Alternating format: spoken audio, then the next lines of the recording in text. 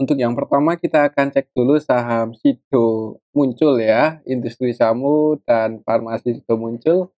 Kemarin Jumat turun cukup dalam, 3,23% ke level 600 ya. Jadi buat, low lagi dibandingkan dengan beberapa waktu terakhir ini untuk trennya masih terus bearish untuk saham Sido.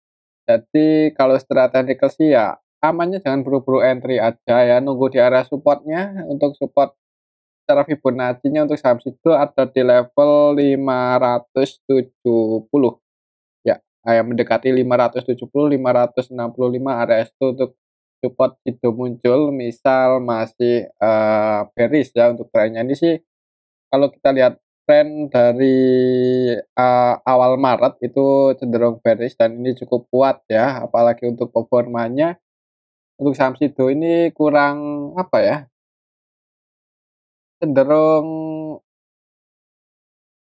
stagnan ya, malahan untuk pendapatannya itu malah turun di kuartal 2 ini ya, dibandingkan dengan kuartal 1 turun, secara tahunan juga nggak ada peningkatan. Jadi mungkin ini sih yang bikin bagian investornya kecewa ya, khususnya investor asing yang dalam waktu beberapa periode terakhir ini cenderung keluar di saham, Sido. Walaupun untuk liquidity ratio ini masih cukup kuat untuk saham Sido ya, tapi kalau performanya, mengalami penurunan dan udah nggak bertumbuh signifikan lagi untuk saham Sido cenderung turun sih untuk, trennya sih biasanya seperti itu.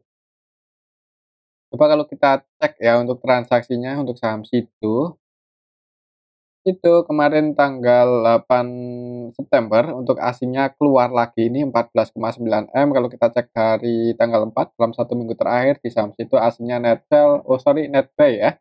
Net buy cuman nggak terlalu banyak 4,2, tapi kemarin Jumat jualan, jadi untuk besok Senin perlu hati-hati ini untuk saham Sido.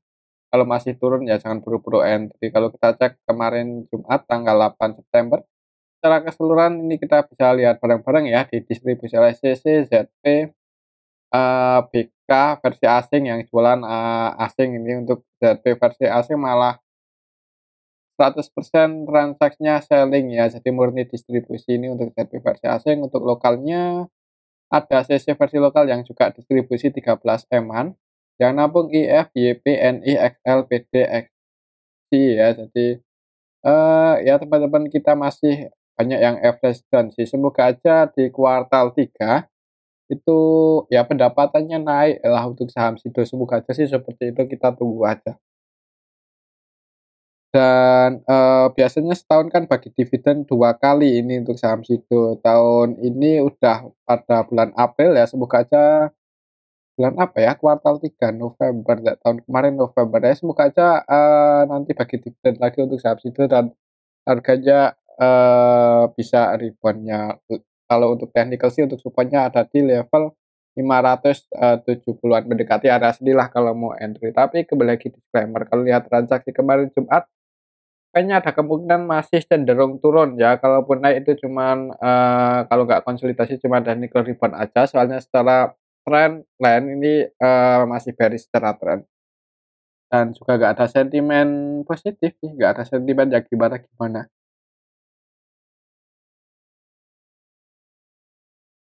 Ini akan revisi target di tahun 2023 ya, revisi target ya, entah itu targetnya diturunin atau dinaikin, coba kita cek untuk revisinya.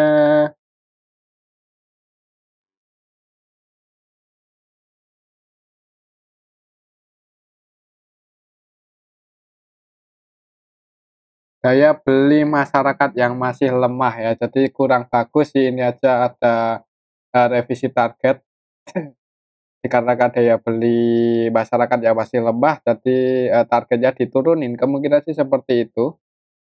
Jadi kurang apa ya, ya kurang ada sentimen positif untuk saham Sido, perlu hati-hati aja. Oke itu untuk saham, Sido, tapi kalau untuk invest, ya semoga aja bisa rebound lah kalau kuartal 3 untuk pendapatannya naik. Kita akan cek saham KLBF. Untuk saham KLBF kemarin Jumat, naik ya, walaupun sempat turun nguji support-nya karena gagal jebol, ya ditarik naik lagi dan ditutup naik 0,88% ke level 1720. Di awal market itu dibuka merah dulu untuk saham KLPF, turun nguji area support kemudian ditarik naik. Kalau kita cek untuk transaksinya, KLBF kemarin Jumat tanggal 8 September untuk ASINnya keluar, net sell 18,5 M. Kalau kita cek lebih detail lagi untuk saham KLBF, kemarin Jumat tanggal 8 September untuk asingnya yang keluar ada YU ya. Untuk YU ini malah 100% transaksinya selling, tidak melakukan pembelian sama sekali, jadi murni distribusi. Selain YU ada KZZB yang juga keluar untuk asingnya di saham KLBF, kemudian yang masuk untuk asingnya ada AKBK. Untuk lokalnya sendiri netbuy ya, lokalnya netbuy. Kalau kita cek secara keseluruhan untuk saham KLBF, yang masuk sama yang keluar ini hitungannya lebih banyak yang masuk ya untuk nilainya. Jadi, walaupun ada YU yang distribusi lumayan banyak, kalau kita cek dari tanggal 4 untuk saham KLBF ini, AKBK yang cenderung akumulasi sampai kemarin Jumat pun untuk AKBK masih masuk. Jadi semoga aja untuk saham KLBF bisa, rebound ya, untuk resistennya sih lumayan jauh, semoga aja bisa kecapai ini 1.800 yaitu area resisten untuk saham KLBF misal minggu depan, bisa rebound. Kalau kita cek sekilas untuk saham KLBF, di harga saat ini untuk PBV-nya sih sebenarnya nggak murah-murah banget ya, dihargai dengan PBV 4 kalinya, untuk pendapatannya di kuartal 2 secara tahunan dan kuartalan turun. Untuk ROE-nya 15%, PBV 4 ini hitungannya ya nggak menarik menarik banget sih.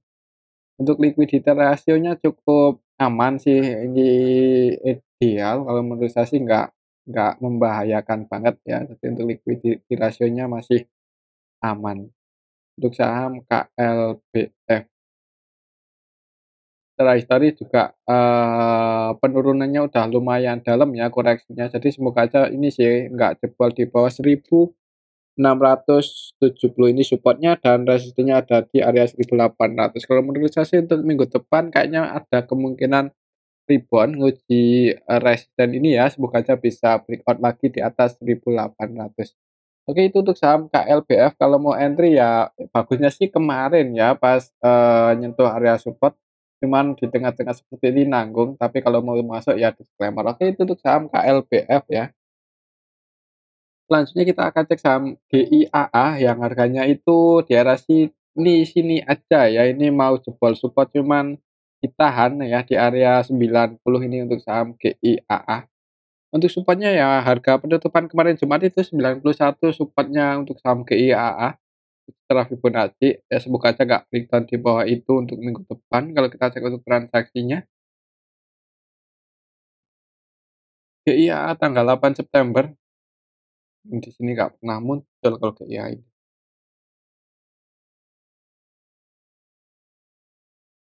GIAA. GIAA kemarin tanggal 8 September, secara keseluruhan untuk nilai transaksinya sih nggak gede-gede banget, malah ada yang distribusi ini si TP net sell 1,3 M ya. Coba kalau kita cek dari tanggal 4 dalam 1 minggu terakhir ini untuk saham GIAA, ada yang akumulasi sih ini CP ya, net B 14,7 M dan CP-nya sampai kemarin Jumat masih mana CP? CP jualan cuman nggak terlalu banyak 428 ya. Jadi untuk saham GIA ini ya, ya sebenarnya ada yang semoga saja, CP mau jaga harga sih ya. Jadi market maker utamanya untuk kemarin Jumat, CC kalau kita cek dari tanggal 4 dalam 1 minggu terakhir ini yang jadi market maker utamanya MG sih ya.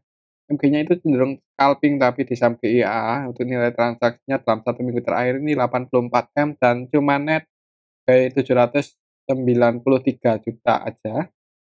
Untuk AVG-nya di 95 berarti posisinya floating loss, jadi semoga aja ini nggak jebol malah bisa naik lagi. Kemungkinan sih untuk saham GIA misal minggu depan, digoreng ya, Maksudnya dibikin naik itu resistennya lumayan tinggi, ada di 116.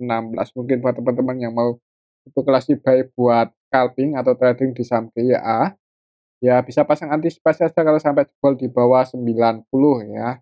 Tapi kembali lagi disclaimer ya, untuk, fundamentalnya sih ya sebenarnya nggak apa ya, nggak aman-aman banget ya untuk neraca keuangannya itu kurang,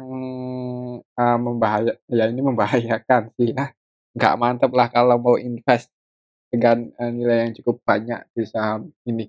Tapi ya kembali lagi disclaimer ya, oke itu untuk saham GIAA. Kalau menurut saya sih untuk besok minggu depan hari Senin kalau masih sepi ya harganya akan di arah sini-sini aja, malahan kayaknya ada potensi buat rebound lagi ya kalau melihat MG-nya masih nyangkut di 95 walaupun nggak nyangkut banyak-banyak banget.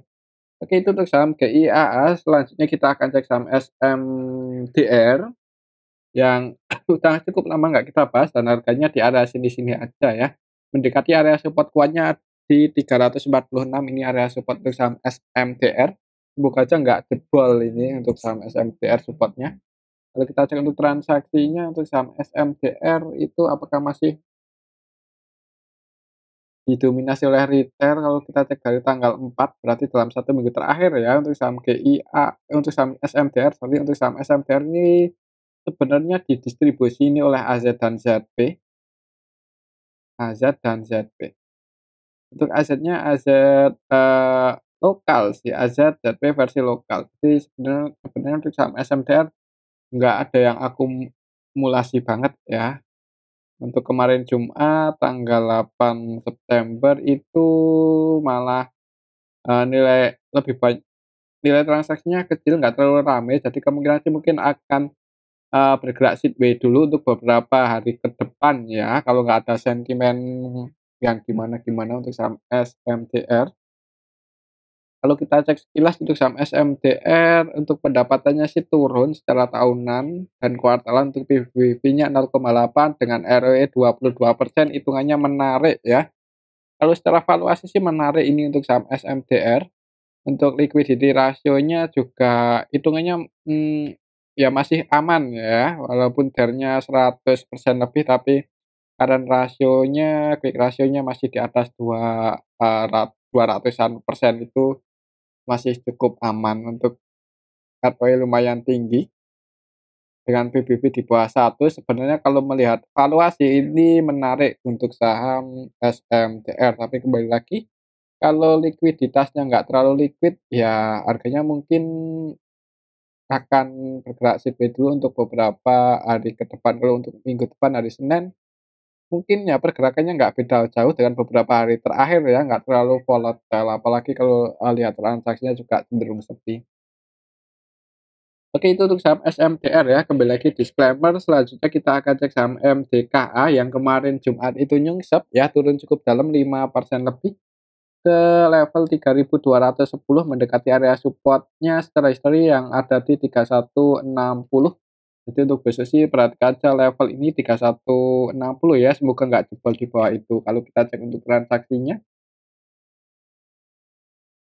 MDKA kemarin Jumat tanggal 8 September secara keseluruhan ini didistribusi oleh asing, asingnya yang keluar ada BK, ZP, CC, KAZ ya.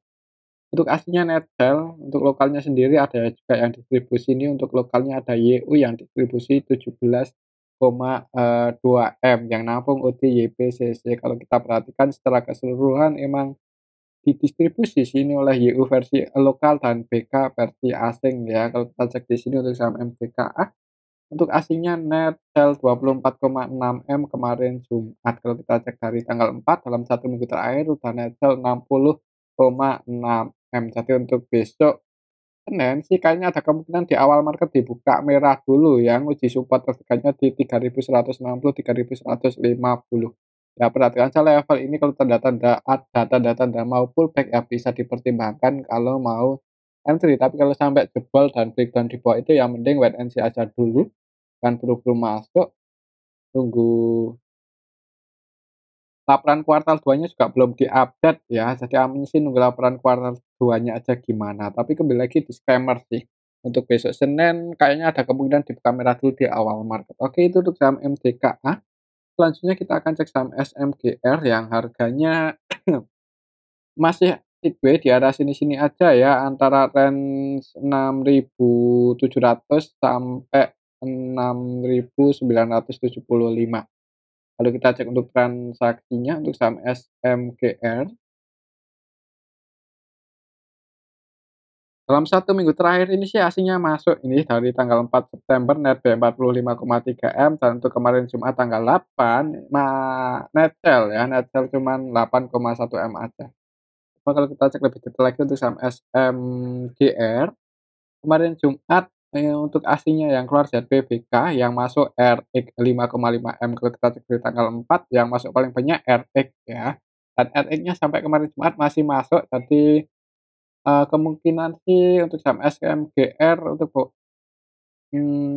besok Senin mungkin untuk minggu depan masih akan sideways di area sini ya, malahan kalau bisa breakout bagus ini untuk saham SMGR, kalau bisa breakout di atas 6.950, semoga aja bisa ke level 7.300-an lagi untuk saham SMGR. Untuk skenarionya sih mungkin untuk minggu depan akan sideways dulu di range area ini, antara 6.700 sampai 6.950. Dan selama konsolidasi itu kalau, aslinya ada yang akumulasi semoga aja bisa breakout dan melanjutkan kenaikannya ya. Oke, itu untuk saham SMGR, kembali lagi disclaimer, kalau mau entry ya bagusnya, pas deket-deket 6.700 ya, itu dekat area support-nya. Oke, itu saham SMGR. Selanjutnya kita cek saham Pegas yang kemarin nggak kemana-mana, kemarin Jumat untuk saham Pegas di area sini-sini aja ya, untuk harganya nggak banyak pergerakan, harga di awal market dibuka merah sih sedikit open gap bawah, naik turun lagi. Lalu kita cek untuk transaksinya Pegas, kemarin Jumat aslinya keluar lagi 6,9 M, kalau kita cek dari tanggal 4 itu aslinya net sell 65,3 M. Kalau kita cek lebih detail lagi untuk saham Pegas, kemarin tanggal 8 September secara keseluruhan didistribusi oleh PD. PD-nya PD versi lokal ya, PD versi lokal jualan, untuk aslinya netel, harganya nggak kemana-mana. Untuk besok minggu depan hari Senin kalau langsung dibuka merah ya jangan buru-buru entry. Kemungkinan sih untuk beberapa hari ke depan untuk saham Pegas ini ya akan apa ya, bergerak sideways dulu mungkin ya. Nunggu sahamnya itu lebih liquid lagi atau nunggu ada sentimen positif untuk saham Pegas. Sentimen terakhir itu kurang bagus sih untuk harga sahamnya ya.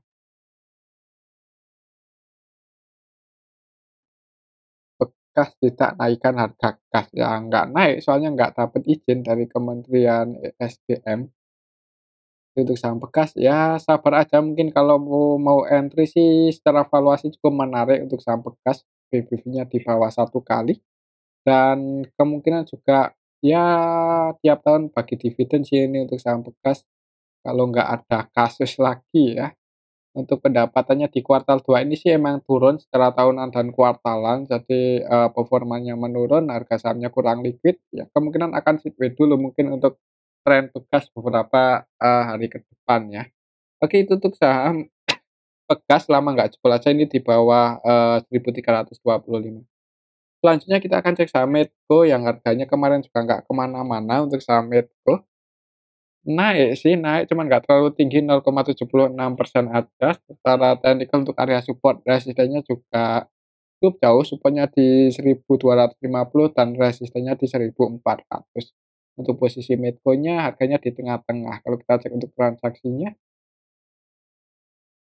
Medco kemarin, kalau dalam 1 minggu terakhir ini sih keluar ya, aslinya 78 M net sell, kalau untuk kemarin Jumat juga masih net sell 5,5 M.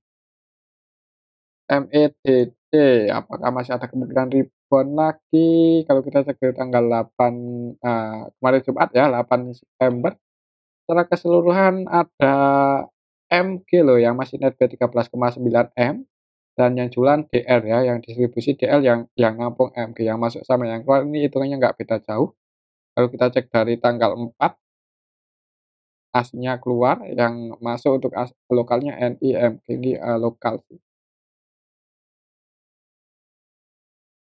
Untuk transaksinya didominasi oleh lokal, yang jadi market-market utamanya di Summit, Go itu YP dan MG. Kedua-duanya masih netbuy untuk AVG-nya di 1.300-an ya, 1.320, 1.330. Iya, di area sini sih untuk harga AVG-nya dalam 1 minggu terakhir untuk MG dan YP.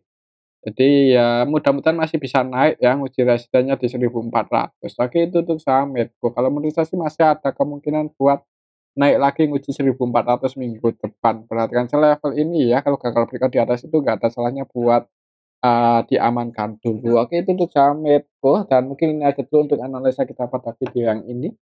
Semoga bisa bermanfaat, tetap disclaimer. Terima kasih.